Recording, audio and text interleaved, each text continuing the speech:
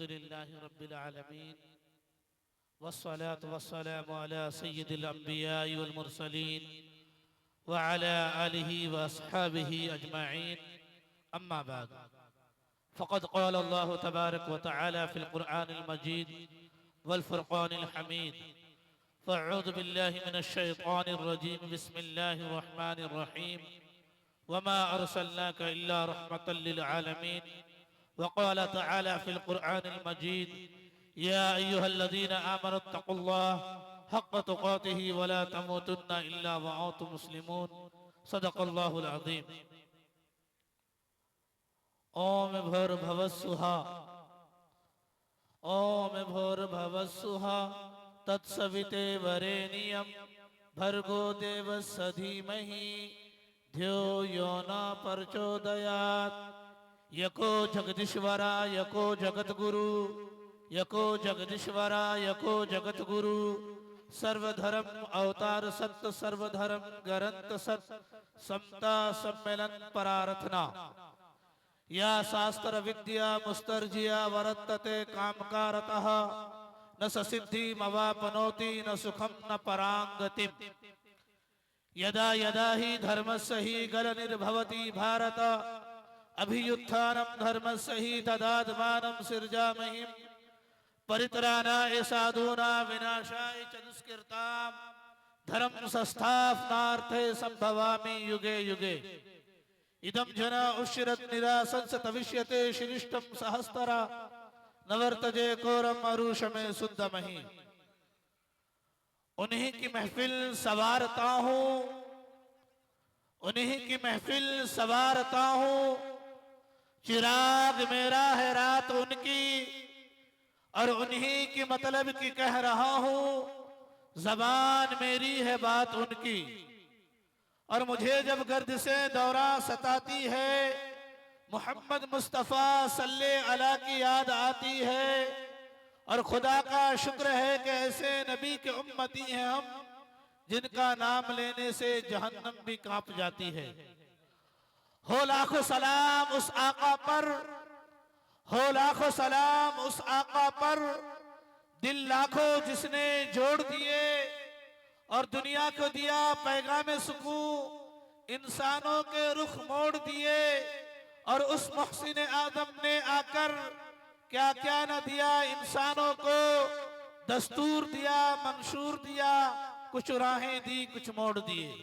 मुअज़्ज़ज़ व मुकर्रम हज़रात उलमा किराम सामने बस पर्दा में बैठी मेरी माओ बहनों, अल्लाह तबारक व तआला का परमात्मा का ईश्वर का गॉड का कृपा हुआ कि उस रब्बे कायनात ने हम और आपको इस नूरानी इस बाबरकत महफिल में आने की तौफीक अता फरमाई। अल्लाह तबारक व तआला से दुआ है कि अल्लाह रब्बुल इज्जत ऐसी बाबरकत महफिल में बार बार बैठने की तौफीक अता फरमाए।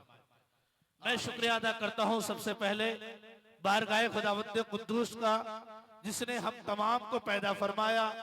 और उसके बाद मैं शुक्रिया अदा करता हूँ हजरत अक़दस मौलाना गुलाम रब्बानी साहिब जो नाजिम आला मदरसा कासिमुल उलूम के नाजिम आला हैं।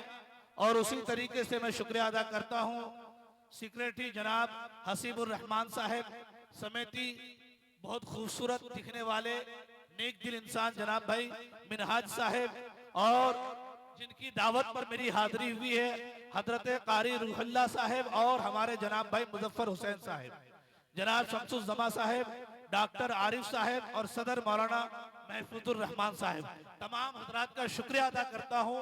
और आज इस जलसे में सबसे ज्यादा मैं शुक्रिया अदा करता हूँ तमाम लोगों की, बूढ़ों की, बच्चों की, जवानों की, औरतों की, माँ बहनों की, तमाम लोगों की दिलों की धड़कन हस्सानुल हिंद आलमी शोहरत याफ्ता शायर जनाब हजरत दिल खैराबादी साहिब माशाअल्लाह। इन्होंने बहुत कुछ कहा मेरे बारे में, ऐसा कुछ भी नहीं है, लेकिन इंशाअल्लाह दो चार बातें प्यारे नबी के इश्क में ऐसा जरूर मैं आपको बताऊंगा जो आपने दावे के साथ कह सकता हूँ मुल्क हिंदुस्तान में किसी की जबान से आपने नहीं सुनी होगी, वो इंशाअल्लाह मैं आपको सुनाऊंगा। और 10 से 15 मिनट की तकरीर, ज्यादा नहीं, सिर्फ 10 से 15 मिनट, 10-15 मिनट आप बर्दाश्त कीजिए। हमारे मुजफ्फर हुसैन साहब ने कहा कि भाई यहाँ आपको मंतर नहीं पढ़ना है, लेकिन क्या करें, मजबूर हूं, उसके बिना मेरा होता भी नहीं है, इसलिए मैं पढ़ दिया हूं। इंशाअल्लाह इसके बारे में कुछ नहीं बोलूंगा, 2-4 मिनट अर्ज बस आपके सामने कुछ गुजारिशात रखता हूं, उसको सुन लीजिए, उसके बाद बात तमाम हो जाएगी। मेरे भाइयों, अल्लाह तबारक व तआला का बेशुमार एहसान है, बेशुमार नेमतों से रब्बे कायनात ने हम तमाम को नवाजा है कि अगर हम अल्लाह की नेमतों को शुमार करना चाहे, गिनना चाहे, लिखना चाहे, तो हम अल्लाह की नेमतों को शुमार नहीं कर सकते। उन्हीं तमाम नेमतों में अजीम तरीन नेमत रब्बे कायनात ने ला इलाहा इल्लल्लाह मुहम्मदुर रसूलुल्लाह का पढ़ने वाला बनाया। अल्लाह ने प्यारे आका जनाब नबी करीम सल्लल्लाहु अलैहि वसल्लम की उम्मत में पैदा फरमाया। और आज आपका ये इजलास आम, जिस बैनर में इजलास को जो नाम दिया गया वो इखलाक़े नबवी और हमारा माशरा। मेरे भाइयों, रब्बे कायनात ने हजरत आदम अला नबीना अलैहिस्सलातो तस्लीम को आसमान में पैदा फरमा करके जन्नत में भेजा, जबकि रब्बे कायनात ने हजरत आदम अला नबीना अलैहिस्सलातो तस्लीम को अनासरे अरबा से पैदा फरमाया। अल्लाह ने हजरत आदम को जमीन से मिट्टी ली है, अल्लाह ने मेरे भाइयों पानी से, आग से, हवा से अल्लाह ने हजरत आदम अला नबीना अलैहिस्सलातो तस्लीम को पैदा फरमाया। और फरिश्तों से कहा, ए फरिश्तों, मैं कैसी मखलूक बनाने चला हूँ जिसे मैं जमीन पर अपना खलीफा बना करके भेजूंगा। रब्बे कायनात ने हजरत आदम अला नबीना अलैहिस्सलातो तस्लीम को भेजा जमीन पर है, लेकिन पैदा फरमाया रब्बे कायनात ने आसमान पर। पता ये चला, आसमान पर पैदा करने के बाद रब्बे कायनात ने डायरेक्ट अल्लाह ने हजरत आदम को जमीन पे नहीं भेजा, बल्कि रब्बे कायनात कहा जन्नत में हजरत आदम को भेजता है और उसके बाद उस रूहे जमीन पर भेजता है। जन्नत में भेजने का मकसद ये है मेरे भाइयों, पता ये चले, माशियत इलाही बताना ये चाह रही है कि हम तमाम के तमाम को एक ना एक दिन कहाँ जाना है, जन्नत में जाना है। मेरे भाइयों, रब्बे कदीर ने हजरत आदम को पैदा फरमाया, फिर पूरी दुनिया को रब्बे कदीर ने बनाया। पूरी दुनिया में रब्बे कायनात ने पेड़ पौधों को भी बनाया। अब पेड़ पौधे हैं, पेड़ पौधे चलते फिरते नहीं है, लेकिन पेड़ छोटे हैं, फिर पेड़ बड़े होते हैं, पेड़ फलते भी है, पेड़ फूलते भी है। अब पेड़ को रब्बे कायनात ने हुक्म दिया, पेड़ अपनी जगह पे जमा हुआ है, रुका हुआ, टिका हुआ है, लेकिन जब पेड़ फलता है, फूलता है, इससे पता ये चला कि पेड़ में जान है, तभी तो वो फूलता है, तभी तो फलता है, तभी तो बढ़ता है। मेरे भाइयों, अब पेड़ को जितनी चीजों की जरूरत थी रब्बे कायनात ने तमाम को हुक्म दिया। मेरे भाइयों, पेड़ अपनी जड़ों के जरिए से अपनी खुराक अपने तक पहुंचाता है। मेरे भाइयों, फिर रब्बे कदीर हवा को हुक्म देता है, हवा आता है, लहला करके चली जाती है, फिर मेरे भाइयों बारिश आती है और लहला करके पेड़ को चली जाती है। अब रब्बे कदीर ने पेड़ से बड़ा मकाम जानवर का बनाया। जानवर चलता है, फिरता है, उठता है, बैठता है, खाता पीता सब कुछ करता है, लेकिन मेरे भाइयों पेड़ के लिए कोई कानून नहीं। पेड़ जो मर्जी वो खाए, जहां मर्जी वो जाए, जो मर्जी वो करे।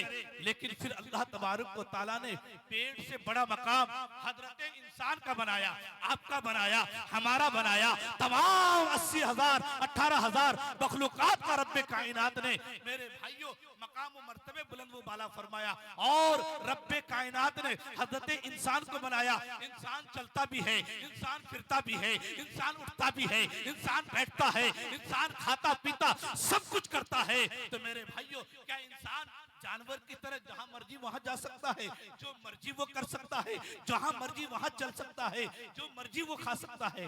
नहीं मेरे भाई, इंसान वो नहीं कर सकता। इसलिए कि रब्बे कायनात ने हजरत इंसान को जन्नत में पैदा फरमाया है। अब इंसान के लिए जो कानून आएगा कोई अमेरिका का कानून नहीं होगा।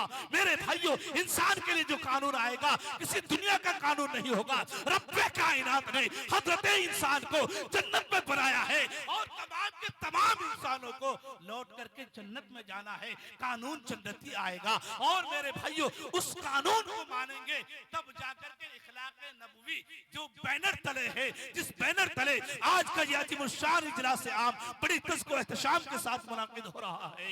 मेरे भाइयों, ये बात जब होगा, जब पूरी होगी, जब हमारा कानून वो कानून होगा जो रब्बे कायनात ने आखिरी पैगंबर मोहम्मद अरबी सल्लल्लाहु अलैहि वसल्लम के ऊपर नाजिल फरमाई। वो अजीम किताब कुरान करीम है।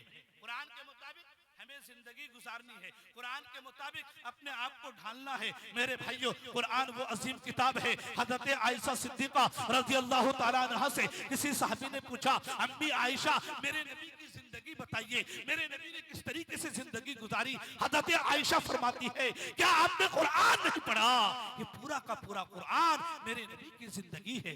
मेरे भाइयों, कुरान है हमारे पास, लेकिन कुरान हम पढ़ते नहीं। कुरान हमारे घरों में है, हम कुरान को देखते नहीं। कुरान हमारे घरों में है, कुरान के माने मतलब को नहीं पढ़ते। कुरान कब पढ़ते हैं? जब मेरे भाइयों पे गुजर जाए। कुरान जब छूते हैं, जब हमें कसमें खाने का मामला आता है। कुरान क्या कसमें खाने के लिए आया है? क्या कुरान मेरे भाइयों इसाले सवाब के लिए आया है? क्या कुरान सिर्फ इसलिए आया कि हम मुसीबतों के वक्त ताबीज लिख करके अपने गले में पहने?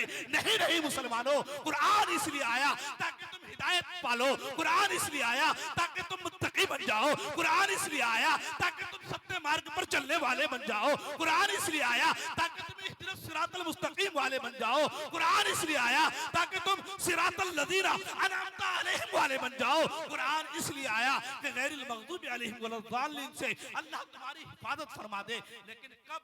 जब हम कुरान पढ़ेंगे तब ना। हम कुरान पढ़ते ही नहीं, कुरान को हम देखते नहीं, कुरान को सुनते नहीं, फिर इखलाक नबी, किरदार नबी हमारे अंदर कैसे आएगा? क्या मेरे भाइयों, आजकल के